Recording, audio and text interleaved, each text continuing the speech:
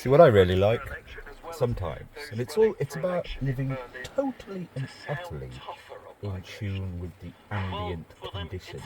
It's a fine line between addressing the topic I and knew, not I mean, scandalizing it I'm in a very because they public fear place it's here, the you could pain to say. the end of the People could You walk know, along there. they have tried all sorts of tactics in the past. They tried to But I ignore knew them. Just a that it couple was of going weeks to rain ago, this the morning, AFD, they initiated and a debate in thus, the parliament if I do about this, migration, and the the Social window steamer, Democrats just walked out. and it But provides if we're looking at the polls now, it just was not any absolutely use. They fine tried to privacy. copy it.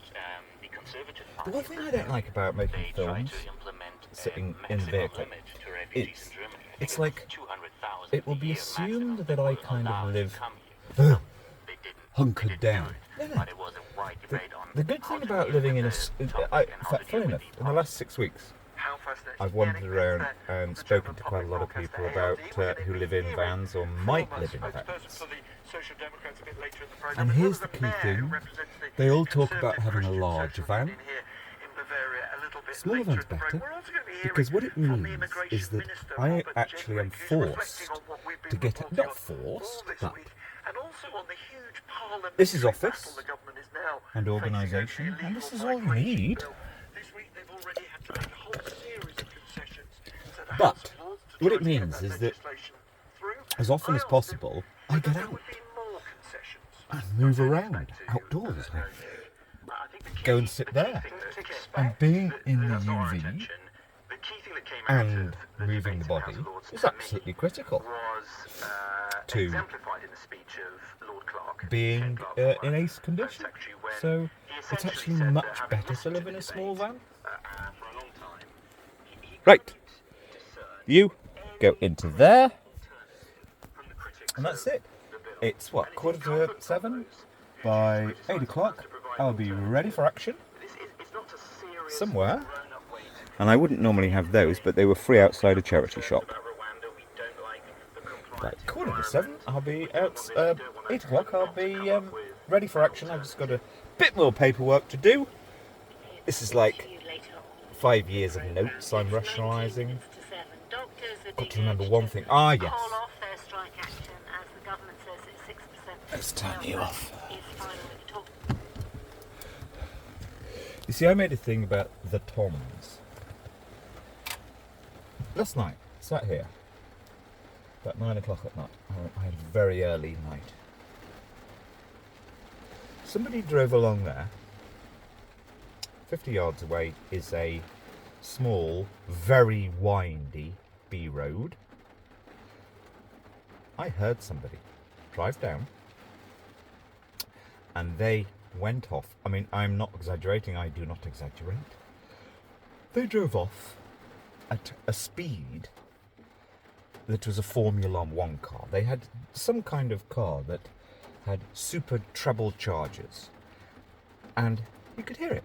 They just went screaming off like a rocket. And here's the point. It wasn't even dark, it was dusk. There are families with children around here. Now, that vehicle must have gone from the little hamlet here up one of the roads into the hills at 0 to 80 in 3 seconds. There's no question. It wasn't. I could hear it crystal clear. The village store is 100 yards away. Now, if someone were out walking or on a bicycle, that's it, you're dead. Because the lanes around here are terrible. And the problem is that your Toms, the settings of community, I'm not interested in this community. It's just somewhere nice to sit by a river. But the settings within groupings of people, I'm not interested in here. It's like where I've been living. It's exactly the same. There is no moral compass spoken about among these people. Like, hey, buddy, my friend who has a super fast car coming to my yurt for craft beer. Hey, don't drive fast around here because, there are parents who, 30-year-old parents who, well, I know one of them. She goes around on a bicycle with her kid towed in the back, and she could just be meandering up there. The problem with the Toms is they don't kind of share. Hey, no. The word is never. Never behave like that in places like this. You know, now and again, it's, hey, it's cool to do that. Hey, driving. What's the song by, I forget her name. Marianne Faithfull, driving through the rain in a sports car or whatever.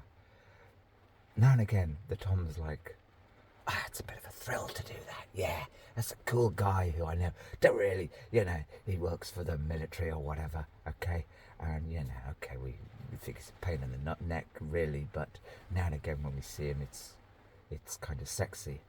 No, that's, I don't care about the Toms. I care about that person who drove 9 o'clock last night at 80 miles an hour without a doubt up a extremely narrow, and they're not just narrow because roads here have a canopy over them. That's very unusual, actually. You don't have it in many other places. And that, if I'd have been walking along the side of that road, it's dusk, and you hadn't got your yellow fluorescent. Anyway, the guy's driving at 80, 90 miles an hour up. It's just like, it's hell. It's like, and they destroy everything, ruin everything. And it's purely, of course, for status and showing off. There we go, end of.